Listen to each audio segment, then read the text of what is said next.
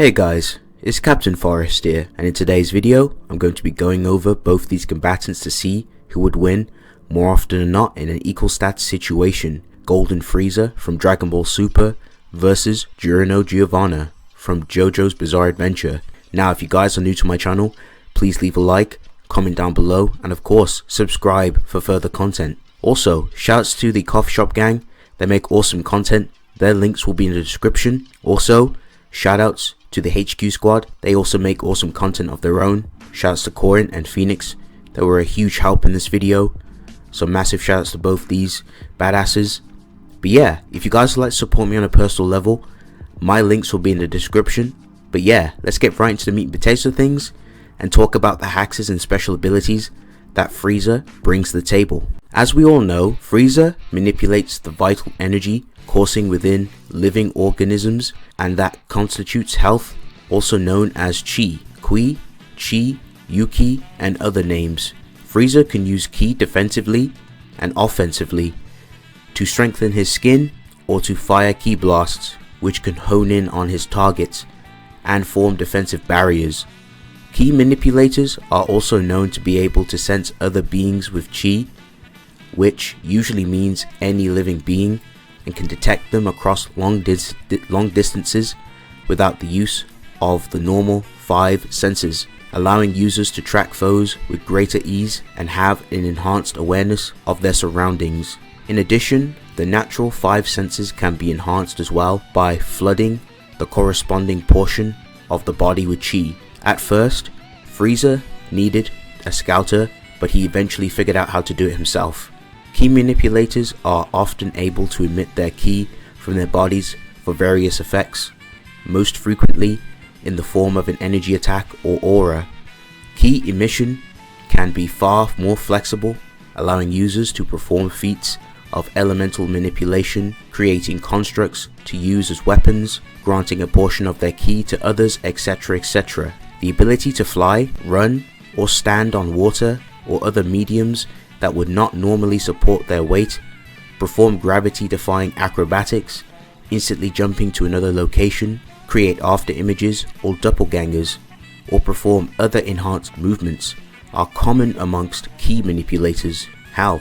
Ki manipulators are able to suppress the Ki that naturally flows off their bodies to render themselves virtually invisible to Ki sensing techniques. Frieza is capable of telekinetically manipulating and carrying objects. Frieza can trap opponents thanks to his psychokinetic technique, aka the imprisonment ball. This technique prevents his opponents from escaping, and while they're trapped within, he can toy with them, kicking them around like a ball before ultimately kicking them into the ground, causing a massive explosion. This explosion is so powerful that it creates a vacuum, sucking everything nearby to its center. Frieza spends time smacking Goku around and fires an enormous energy wave at the sphere, blasting it, crashing into planet Namek. However, it is revealed that in the instant between the impact and the explosion, Goku is fast enough to escape not only the explosion but the vacuum as well. In the anime version of the Tournament of Power, Frieza utilized an imprisonment ball to paralyze God of Destruction Toppo. While it held him long enough for Frieza to deliver a barrage of attacks, Toppo broke free by powering up. Frieza has a technique similar to Krillin's known as the Death Saucer. Frieza can make 2 of these discs at once and throw them at his opponents. They hone in on targets, making them difficult to escape. He has the Death Psycho Ball at his disposal. By launching a small invisible sphere of Ki into his opponent, Frieza can force them to rise into the air as the sphere expands within them, ultimately exploding and destroying them from the inside. Up next, we have the famous Death Ball. After gathering Ki in the shape of a sphere with a single fingertip, Frieza creates a large and extremely powerful energy sphere that can easily destroy planets.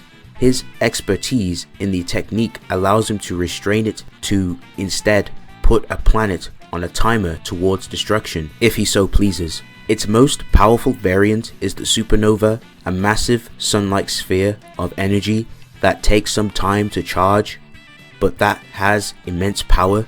As Goldenfrieza, he upgrades this technique into an even more powerful version called the Golden Death Ball. Who remembers the Death Beam? You know, one of Frieza's favorite finishing techniques, a small, highly concentrated beam of ki fired from the fingertip with enough force to easily punch through an opponent's body. Frieza often uses this technique to torture his opponents before finishing them off, and can use it with great precision. He can fire many of them in quick succession, overwhelming his opponents with a barrage of attacks.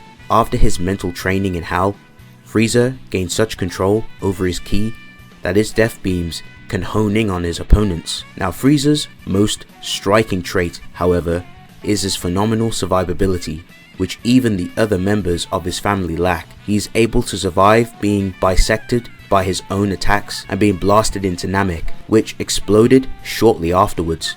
Despite being completely drained of ki in the process, and when he was resurrected by Shenron, he appeared as the several bits of himself that Trunks had cut into him.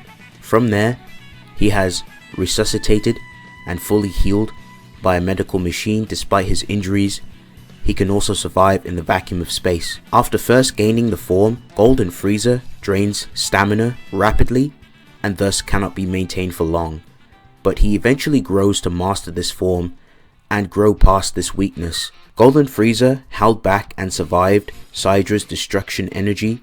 Sydra grants to the boss of the Universe 9's assassin some energy of destruction to use it against Frieza. When Frieza is hit by the energy, he struggles to defend against it, being engulfed by the energy. However, Frieza was only pretending to be hurt by the attack, and to everyone's shock, Frieza manages to compress the energy back into a sphere, also killing the surprised leader assassin. After that, Frieza suddenly hits Goku with the energy of destruction, saying security is the greatest enemy. And as a tyrannical ruler of much of Universe 7, Frieza is an intelligent and cunning leader who maintained his iron grip over his terrorists through the use of terror and the effective deployment of his troops. He is a master hand-to-hand combatant capable of fighting on par with the likes of Goku even when playing around, and he's very well versed in the use of ki. So that's going to round up Golden Frieza. I'm going to go ahead and talk about the Golden Wonder Boy, Giorno Giovanna. Most of Giorno's abilities stem from his stand. What is a stand? A stand is a powerful vision created by the user's own life energy, and there's more explanation on what a stand is.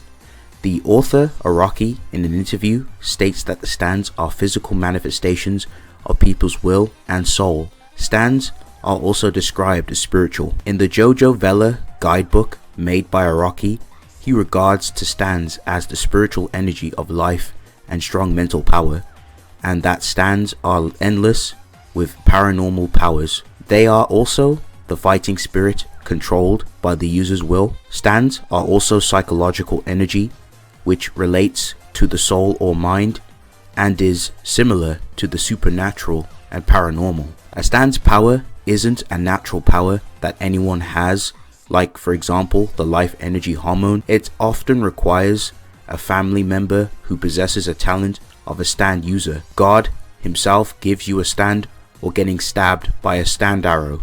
Stands are naturally invisible to most people. Stands are naturally intangible / incorporeal for those who do not possess the same traits of a stand. Now that I've covered the basic understanding of what a stand is, I'm going to go ahead and dive into this.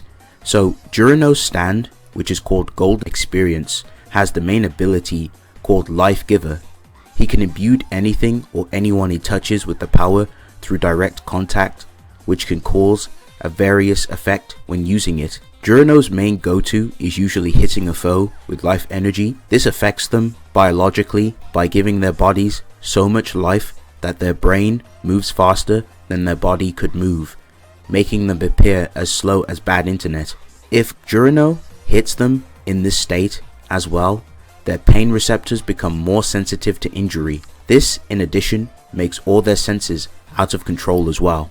Another ability he uses, he imbues objects with life, and if they are attacked, then the damage will be reflected back to the sender, and the damage they received is more fatal than before. He can also use this as a healing resource by turning objects he imbues into living tissue or organs. This healing is spiritual and mental as well, since he healed Bruno's soul along with him being able to use his stand even after death. He can age things or people by giving them too much life force. So let's go ahead and talk about Giorno's most powerful stand, called Gold Experience Requiem. So Gold Experience Requiem's ability needs self-activation. Gold Experience Requiem is just self-conscious as a being, so it protects Giorno. So basically, any action done to Gold Experience Requiem is reduced to 0. Even causality itself is reduced to 0. Abilities like Diavolo's time erasure was completely nullified. He can shoot beams of life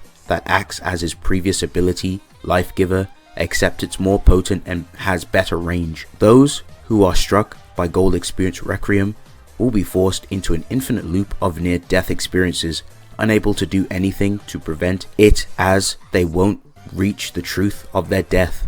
So that's going to round up Giorno's stand. I'm going to go ahead and talk about some of Giorno's impressive endurance and pain-tolerant feats. Giorno has demonstrated that he can still fight from having his throat ripped out and riddled with bullets. He's able to fight with broken arteries just fine, as he was still able to pummel the literal breaks out of Chocolata. His Life Giver has showcased some adaptation as well, like how it was able to adapt to the Purple Haze virus, a virus that destroys you on a cellular level, despite the user Fugo implying it'd be impossible.